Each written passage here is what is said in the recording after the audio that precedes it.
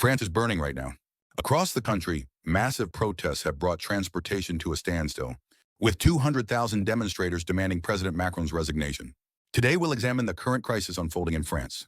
Anti-government protests involving 200,000 people are taking place across France. Protesters are chanting "block everything," while demanding Macron's resignation over his austerity measures. A total of 5 or 50 rallies have erupted nationwide.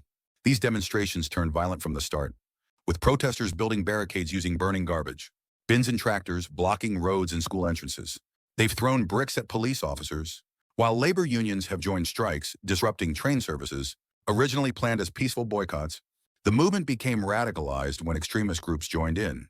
During protests, 473 people were arrested, with 339 detained. 13 police officers were injured. High school students participated heavily, with 100 schools disrupted and 27 completely blocked. Despite deploying 80,000 police officers nationwide, the government couldn't contain public anger. France is in complete chaos. Since Macron's second term began, 4 prime ministers have stepped down in just 2 years, coinciding with September 10th appointment of new PM Le Cornu.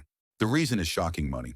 Former PM Bayrou attempted to cut €44 billion, $47.7 billion from next year's budget by eliminating 2 public holidays and freezing pensions, health insurance, and social security. He faced fierce parliamentary opposition, and when a no-confidence motion passed, he was forced to resign. France's financial situation is dire.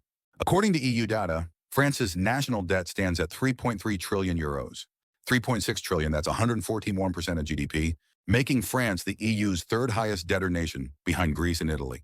Unlike Greece and Italy, which have reduced deficits, France's continues growing. The country's debt increases by €18 million every hour, leading to talk that the IMF needs to intervene. France can't raise taxes further. Tax increases in 2018 sparked yellow vest protests that turned France upside down. The situation is worse now due to unrecovered COVID-19 and Ukraine war damage. France already has high tax rates, 45% for those earning over €104, $197,000 annually. With insurance and social contributions, high earners pay about half their income in taxes. To ease fiscal pressure, spending must be reduced. Macron's government proposed austerity, saying they won't spend €1 more except for defense. This sparked fierce opposition. France has long been a welfare paradise: free hospital treatment, birth allowances, parental leave benefits. French citizens have prided themselves on Europe's most comprehensive social safety net.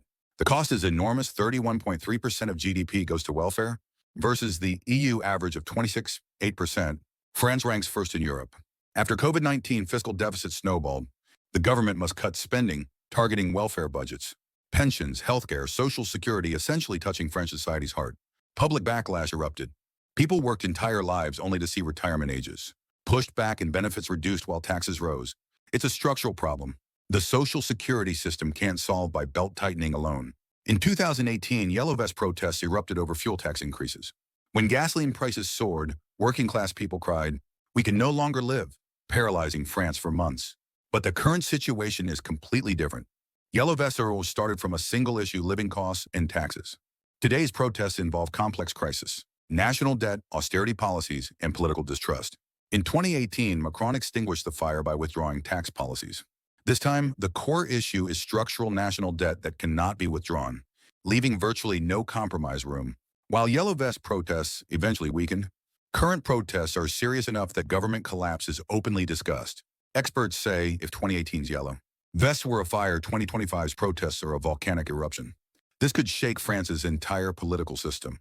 These protests may become a second French Revolution. Rather than Yellow Vest replay, Macron's approval rating stands at 15% lower than during 2018 protests.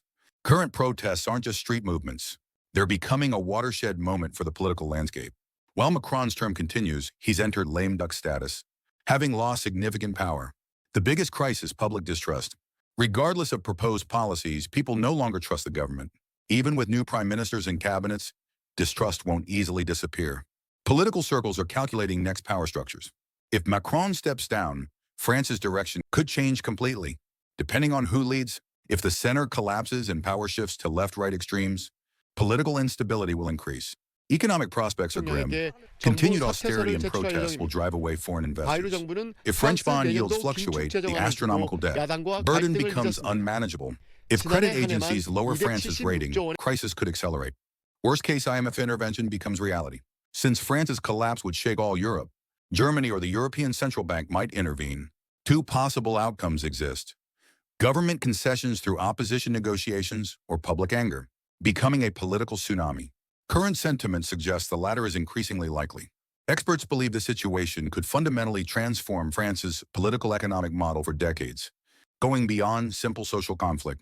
France stands not at a simple protest phase, but at a crossroads opening a new era. With COVID-19 and Ukraine war difficulties affecting many countries, Protests are occurring everywhere. Hopefully, this ends positively. What do you think about France's current protests?